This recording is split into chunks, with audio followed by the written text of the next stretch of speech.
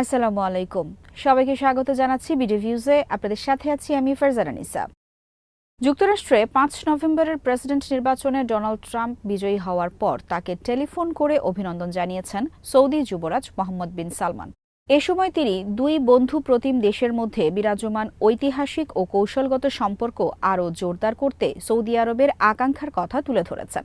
একই সাথে ট্রাম্পের শাসনামলে তার নেতৃত্বে আমেরিকান জনগণের আরও অগ্রগতি ও সমৃদ্ধি কামনা করেছেন। ট্রাম্প আবারও প্রেসিডেন্ট নির্বাচিত হওয়ায় আগামী দিনে সৌদি মার্কিন সম্পর্কের গতি কোন দিকে মোড় নেবে তা নিয়ে বিস্তারিত আলোচনা থাকছে মোতালেব জামানির প্রতিবেদনে।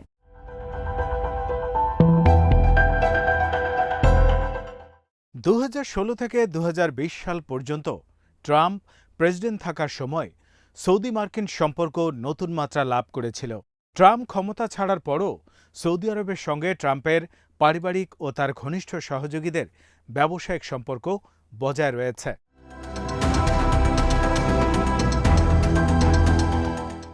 বর্তমানে চরম অস্থিরতা বিরাজ করছে মধ্যপ্রাচ্যে।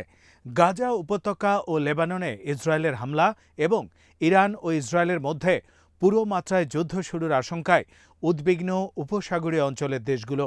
ট্রাম্প নির্বাচিত হওয়ার পর এখন এই অঞ্চলের দেশগুলো আশা করছে নির্বাচনী প্রচারণার সময় গাজা ও লেবাননে যুদ্ধ বন্ধ করার ব্যাপারে যে প্রতিশ্রুতি ট্রাম্প দিয়েছেন তা তিনি এখন পূরণ করার উদ্যোগ নেবেন।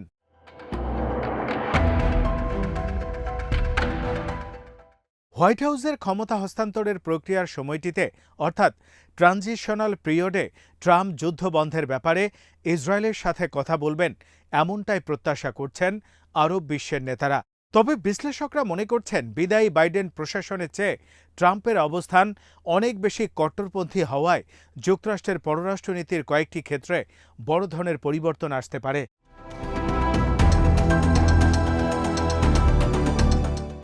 তবে কোন কোন ক্ষেত্রে কী ধরনের পরিবর্তন আসতে পারে তা দেখার জন্য কিছু সময় অপেক্ষা করতে হবে বলে মনে করেন কূটনীতিকরা। ট্রাম্প তার ক্ষমতার প্রথম মেয়াদে উপসাগরীয় আরব দেশগুলোর সাথে গভীর সম্পর্ক বজায় রেখেছিলেন। আবারও তিনি ক্ষমতায় আসায় তার প্রতি এই অঞ্চলের দেশগুলোর প্রত্যাশা অনেক বেশি।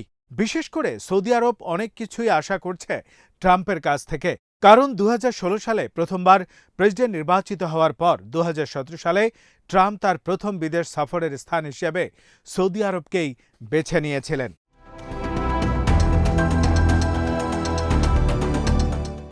ক্ষমতা থেকে বিদায় নেয়ার পরও ট্রাম্প সৌদি আরবের শাসকদের সঙ্গে ব্যবসায়িক ও পারিবারিক সম্পর্ক বজায় রাখেন।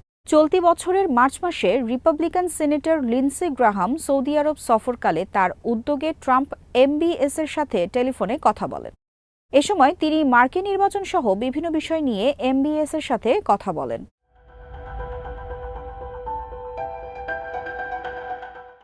অক্টোবরে ট্রাম্পের জামাতা জ্যারেড কুশনার সৌদি মার্কিন মৈত্রীর সম্পর্ক নিয়ে যুবরাজের সাথে আলোচনা করেন।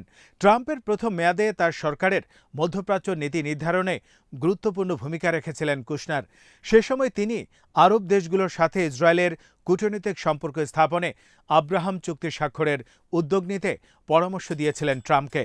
ক্ষমতা থেকে ট্রাম্প বিদায় নেয়ার পর কুশনারের যুক্তরাষ্ট্রের মিয়ামি ভিত্তিক অ্যাফিনিটি পার্টনার্স ফান্ডে $2 বিলিয়ন বিনিয়োগ করে সৌদি সরকার।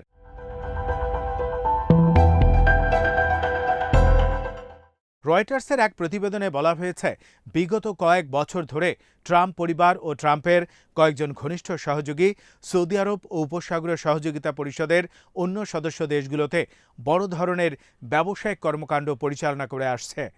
গত জুলাই মাসে ট্রাম্পের ছেলে এরিক দ্য ফিনান্সিয়াল টাইমসকে জানিয়েছেন তাদের পারিবারিক ব্যবসায়িক সংস্থা সৌদি আরবের জেদ্দায় ট্রাম্প টাওয়ার নির্মাণ করবে। ট্রাম্প ও সৌদি সরকারের মধ্যে বিরাজমান এই ঘনিষ্ঠতাকে বিবেচনায় নিয়ে একথা বলা যায়, ট্রাম্পের নতুন সরকারের আমলে বিভিন্ন ক্ষেত্রে সৌদি মার্কিন মৈত্রীর সম্পর্ক আরও জোরদার হয়ে উঠতে পারে।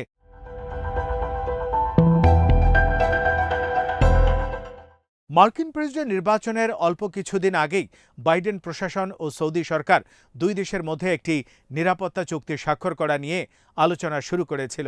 তবে এই চুক্তির সাথে সৌদি ইসরায়েল সম্পর্ক স্বাভাবিক করার কোনো শর্ত যুক্ত ছিল না। এমনকি রিয়াদ দীর্ঘদিন ধরে যুক্তরাষ্ট্রের সাথে একটি ব্যাপক ভিত্তিক নিরাপত্তা চুক্তি করার যে প্রত্যাশা করেছিল, সেটা এ ধরনের কোনো নিরাপত্তা চুক্তির আলোচনা ছিল না।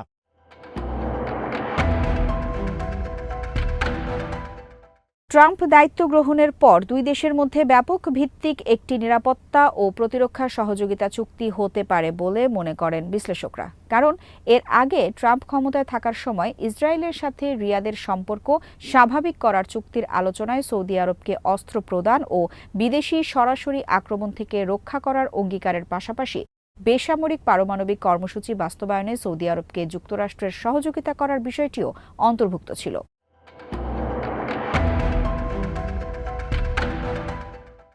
বাইডেন ক্ষমতায় আসার পর সৌদি মার্কিন সম্পর্কে টানাপোড়েন সৃষ্টি হয়। তবে ক্ষমতার মেয়াদের শেষের দিকে এসে বাইডেন সৌদি আরবে বড় ধরনের অস্ত্রের চালান সরবরাহের চুক্তিতে অনুমোদন দিয়েছিলেন। এছাড়া ইসরায়েলের সাথে সৌদি আরবের সম্পর্ক স্বাভাবিক করার চুক্তি স্বাক্ষরেরও উদ্যোগ নিয়েছিলেন তিনি।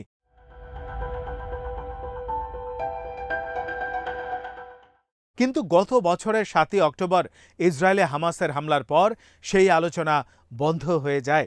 ওয়াশিংটন ভিত্তিক থিঙ্ক ট্যাঙ্ক জেমসটাউন ফাউন্ডেশনের non resident fellow doctor Theodore কারাসিকের মতে, ট্রাম্প আবার ক্ষমতা আসার পর সৌদি ইসরায়েল সম্পর্ক স্বাভাবিক করার যে আলোচনা নতুন গতি লাভ করবে, এতে কোনো সন্দেহ নেই। একই সাথে সৌদি মার্কিন প্রতিরক্ষা সহযোগিতা আরও জোরদার হবে।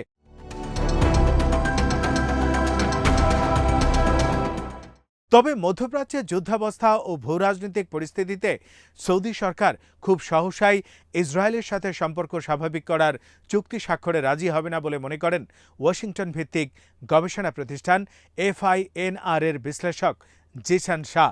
তিনি মনে করেন, দায়িত্ব গ্রহণের পর ট্রাম্প সৌদি ইসরায়েল চুক্তি স্বাক্ষরে উদ্যোগী ভূমিকা নিতে পারেন।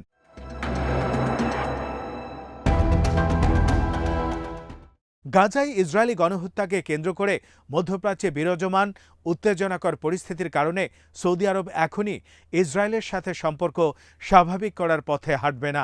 রিয়াদ মনে করে, ট্রাম্পকে আগে গাজা ও লেবাননে যুদ্ধ বন্ধ করার পদক্ষেপ নিতে হবে, তারপর এসব বিষয় নিয়ে আলোচনা করা যেতে পারে।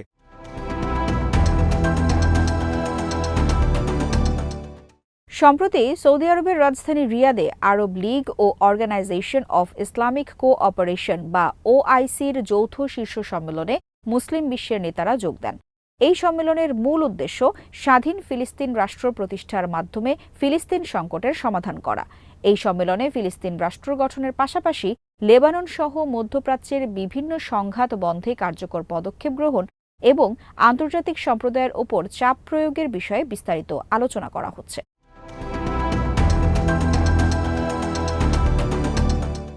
ওয়াইসি সম্মেলনের উদ্বোধনী বক্তব্যে সৌদি যুবরাজ মোহাম্মদ বিন সালমান বলেন, আমরা ফিলিস্তিনি জনগণের ওপর ইসরায়েলি বাহিনীর নির্মম অত্যাচার ও গণহত্যাকে প্রত্যাখ্যান করছি।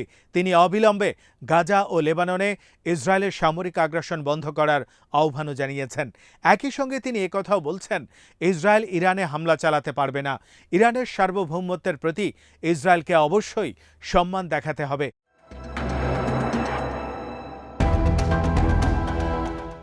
তবে বিশ্লেষকরা বলছেন, ইরানের ব্যাপারে ট্রাম্পের নীতি ও কৌশল কি হবে তার উপরই আগামী দিনে মধ্যপ্রাচ্যের সামগ্রিক পরিস্থিতির অনেক কিছুই নির্ভর করছে।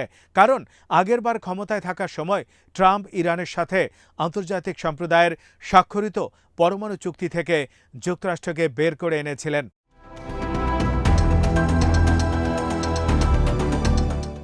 এবার যদি তিনি ইরানের ওপর আরও কঠোর অর্থনৈতিক অবরোধ আরোপ করেন, তাহলে ইরান মার্কিন সম্পর্কে উত্তেজনা না কমে আরও বাড়বে। তবে ট্রাম্প যদি ইরানের সাথে কোনো ধরনের সমঝোতায় যান, তাহলে তা সৌদি স্বার্থকে ক্ষুণ্ণ করতে পারে বলে মনে করেন বিশ্লেষক জিসান শাহ। কিন্তু ট্রাম্প ইরানের পরমাণু কর্মসূচিকে সংকুচিত করার কোনো পদক্ষেপ নিলে সৌদি আরব তাকে ইতিবাচক হিসেবেই দেখবে।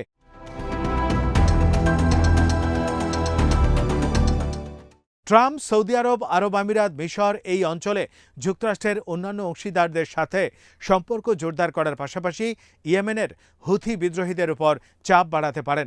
তবে গাজার যুদ্ধ থেমে গেলে হুথিদের হামলার প্রয়োজন ফুরিয়ে যাবে বলে মনে করেন বিশ্লেষকরা। ট্রাম্প তার নির্বাচনী প্রতিশ্রুতি অনুযায়ী যুদ্ধ বন্ধ করে নতুন মধ্যপ্রাচ্য গড়ার ব্যাপারে কতটুকু মনোযোগী হবেন তার উপরে এই অঞ্চলের সামগ্রিক পরিস্থিতি নির্ভর করবে।